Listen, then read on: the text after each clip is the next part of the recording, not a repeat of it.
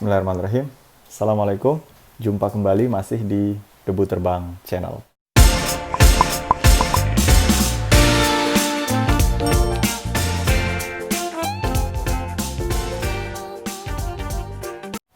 Kebetulan di luar rumah lagi gerimis nih, tapi mudah-mudahan suaranya masih bisa kedengaran jelas ya.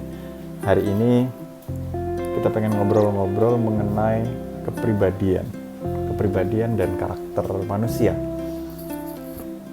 Mungkin lebih banyak kutipan-kutipan dari sumber sana-sini, tetapi mungkin kalau mau dikaitkan dengan review buku, barangkali buku yang bisa mengantarkan pemahaman awal mengenai kepribadian ini adalah buku yang super klasik dari Florence Littauer yang judulnya Personality Plus ya. Ini buku-buku zaman-zaman saya kuliah sebenarnya, saya bacanya. Ini ditulis sudah lama banget, tapi bahasannya menarik, jadi pengen coba diobrolin lagi. Kalau di antara teman-teman pernah nonton film Harry Potter, di sana kita lihat pembagian kelas ya, pada saat orang pertama kali masuk sekolah Hogwarts itu kan mereka dipakein topi tuh. Lalu di sana di topinya nanti topi ajaib yang menyebutkan ini orang masuk kelas Gryffindor, Slytherin, dan seterusnya ya. Saya lupa nama kelasnya apa aja. Kelasnya ada 4, dan sebenarnya pembagian kelas di film Harry Potter itu terinspirasi dari pembagian kepribadian manusia ya, human temper, pembagian yang sangat klasik yang juga disebutkan di Personality Plus ini. Pembagian yang sangat klasik yaitu kepribadian koleris, kepribadian melankolis, plekmatis, dan sanguinis ya. Jadi itu adalah 4 tipe kepribadian utama manusia yang sudah dibahas sejak zaman Hippocrates. Kalau nggak salah yang pertama kali mencetuskan pengelompokan ini adalah Hippocrates. Jadi ternyata J.K. Rowling menggunakan pengelompokan tipe kepribadian manusia seperti yang sudah diwacanakan oleh Hippocrates berapa abad silam ya.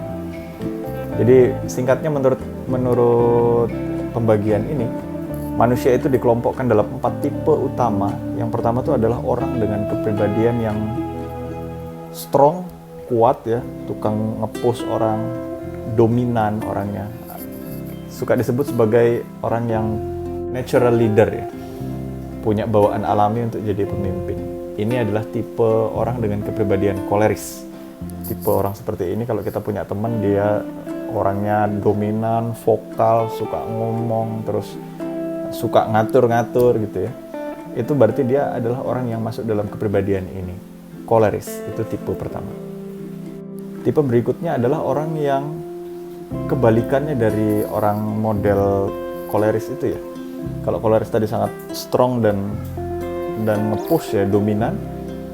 Yang berikutnya adalah tipe orang plekmatis. Nah, orang dengan tipe plekmatis ini orangnya santai. Mungkin contohnya itu siapa ya? Kalau hobi nonton film tuh Naruto, di komik Naruto tuh Shikamaru ya. Ini Shikamaru itu adalah contoh yang tepat untuk menggambarkan orang dengan kepribadian plekmatis.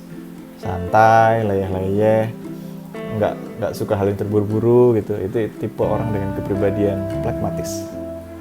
Tipe berikutnya adalah orang dengan kepribadian sanguinis. Sanguinis ini adalah orang yang easy going, outgoing person, ceria, selalu bawaannya ceria. Kalau orang ketemu dia tuh bawaannya pengen ketawa gitu, pengen yang bikin suasana happy lah. Kalau ketemu ada kumpul-kumpul, mesti ini orang ini jadi pusat pesona biasanya tuh. Jadi orang yang mencerahkan suasana. Ini tipe orang-orang dengan kepribadian sanguinis. Kemudian orang dengan tipe kepribadian berikutnya adalah orang dengan kepribadian melankoli.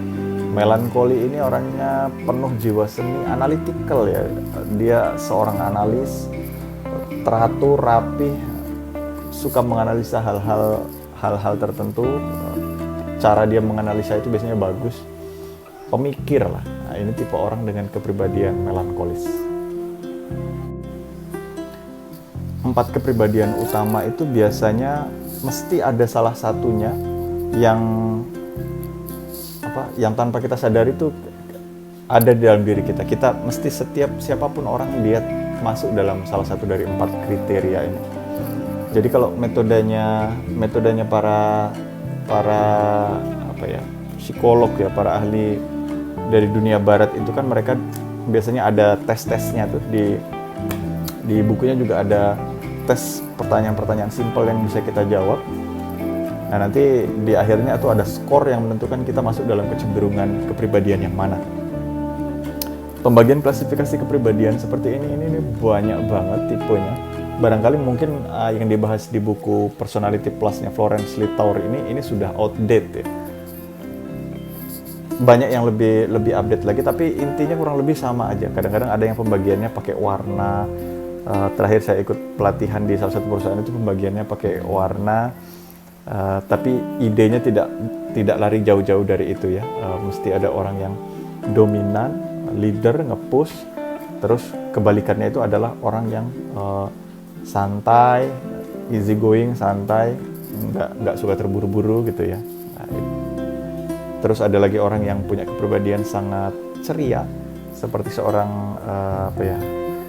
sanguinis ya, disebut sanguinis, sangat ceria dan membuat suasana menjadi cerah, happy biasanya kalau dia ada di suatu kumpulan. Kemudian kebalikannya itu adalah orang yang melankolis. Yang menarik adalah kalau kita ketahui yang pertama kepribadian itu berbeda dengan karakter. Kalau ada istilahnya orang suka bilang apa sih bedanya nih kepribadian dengan karakter. Jadi kalau kepribadian itu 4 yang tadi sudah disebutkan ya, itu kepribadian. Nah, saat potensi kepribadian ini sudah dikaitkan dengan nilai-nilai moral dalam kehidupan seseorang, itu dia disebut karakter. Contohnya misalnya begini, kita punya seorang manajer. Seorang manajer itu dia bisa orang dengan kepribadian yang mana saja dari 4 ini. Dia bisa seorang manajer yang dominan, dia bisa seorang manajer yang analis, atau dia bisa seorang manajer yang santai bawaannya, atau dia bisa seorang manajer yang easy going dan party guy lah, suka dikenal di mana-mana. Dia bisa yang mana aja dari 4 tipe kepribadian itu. Tetapi saat dia sudah dikaitkan dengan nilai moral, misalnya ini orang sebenarnya aslinya tuh dia dominan, suka nge-push orang, tetapi dia mau kok mendengarkan pendapat orang lain. Dia orangnya sabar, teliti, nggak mudah menyerah gitu misalnya. Orangnya jujur gitu misalnya. Nah, kombinasi dari semua itu yang membentuk karakter seseorang. Nah, itu bedanya antara personality dengan karakter. Kalau personality lebih ke kayak apa ya, sifat-sifat bawaan lah, sifat-sifat bawaan. Karakter itu bentukan dari sifat-sifat bawaan itu kemudian dikombin dengan nilai-nilai moral. Personality atau kepribadian seseorang itu dia bisa berubah loh. Misalnya pada saat saya mengikuti tes model seperti ini, saat saya kuliah, kebetulan buku ini saya beli waktu saya masih kuliah. Saya cek saya adalah orang yang sangat dominan koleris. Jadi waktu kuliah itu hobinya tuh ya dalam kepanitiaan itu ya vokal, terus barangkali sedikit sok ngatur gitu ya, terus tidak memberi kesempatan orang lain untuk bicara, hal-hal yang semacam itu. Sangat tipe orang koleris ya. Tapi pada saat kemari-kemari setelah menikah dan masuk dalam kehidupan dunia kantoran, punya anak, setelah ambil tes ini lagi, saya geser. Dia kepribadiannya tidak lagi seorang yang koleris, ternyata saya lebih ke orang yang melankolis, pragmatis ya. Orang-orang yang lebih sebagai seorang analis, terus bawaannya lebih santai sedikit daripada tipe model pas saya di perkuliahan. Jadi kepribadian ini dia bisa geser ternyata seiring dengan knowledge, seiring dengan perkembangan kedewasaan kita. Tidak ada yang baik dan buruk dari kepribadian itu, karena dia sudah masuk dalam bahasan baik buruk itu pas dia sudah menjadi karakter seseorang ya. Jadi nggak ada yang lebih best antara seorang apakah koleris atau pragmatis atau sanguin atau melankolis. Itu nggak ada yang lebih unggul, karena tiap orang mesti dia punya sedikit percentage dari masing-masing kepribadian itu ya. Tidak ada yang lebih unggul, tapi idenya itu adalah kita saling mengetahui bahwa orang lain punya kecenderungan kepribadian yang berbeda dengan kita. Jadi cara kita berinteraksi dengan orang lain itu kita menyocokkan dengan kepribadian orang itu. Makanya dalam sebuah pelatihan, seorang trainer waktu itu mengatakan sesuatu hal yang saya ingat betul. Dibilang ada sebuah ungkapan di mana perlakukan orang lain sebagaimana kamu ingin diperlakukan.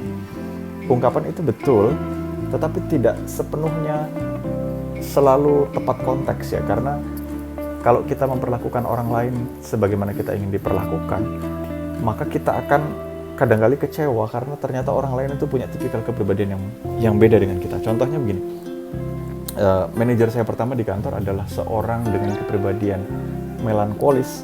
Dia sangat suka sekali dengan analisa, bacaan grafik yang detail. Kalau kita presentasi itu ya pakai chart gitu-gitu. Kalau kita ngobrol sama dia dengan bahasan data-data yang detail seperti itu dia akan sangat menghargai, sangat mengapresiasi, dan ngobrolnya nyambungnya jadi enak.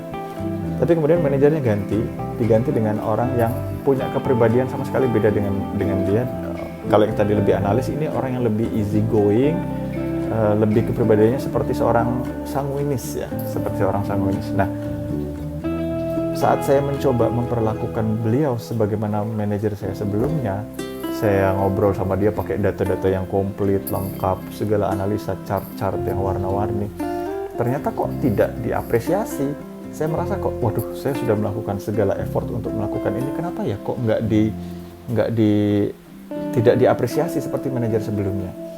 Baru saya teringat dengan bahasan di buku Personality Plus ini bahwa manajer yang saya hadapi sekarang ini adalah orang dengan kepribadian yang berbeda. Kalau dia seorang analis, barangkali dia akan menghargai hal yang seperti ini, tapi karena dia adalah orang yang easy going, dia lebih berorientasi terhadap hasil akhir. Jadi nggak peduli, it's okay, I don't care masalah segala macam analisamu, tapi kamu lakukan apa aja yang terbaik, nanti saya lihat hasil akhirnya gimana gitu. Jadi dengan mengetahui kepribadian seseorang, maka kita akan bisa mengetahui cara yang paling baik untuk kita berinteraksi dengan orang tersebut. Karena setiap orang tuh kita teliti dulu, dia ini sebenarnya punya kepribadian seperti apa, dan kita perlakukan orang itu sebagaimana sebaiknya dia diperlakukan dengan kecenderungan kepribadian mereka masing-masing. Baik, makasih udah mantengin sampai di akhir. Saya rasa kita cukupkan di sini dulu aja secuplik perbincangan mengenai kepribadian manusia ini. Terima kasih. Bagaimana menurut teman-teman? Kalau bermanfaat silakan tinggalkan komen dan subscribe. Wassalamualaikum warahmatullahi wabarakatuh.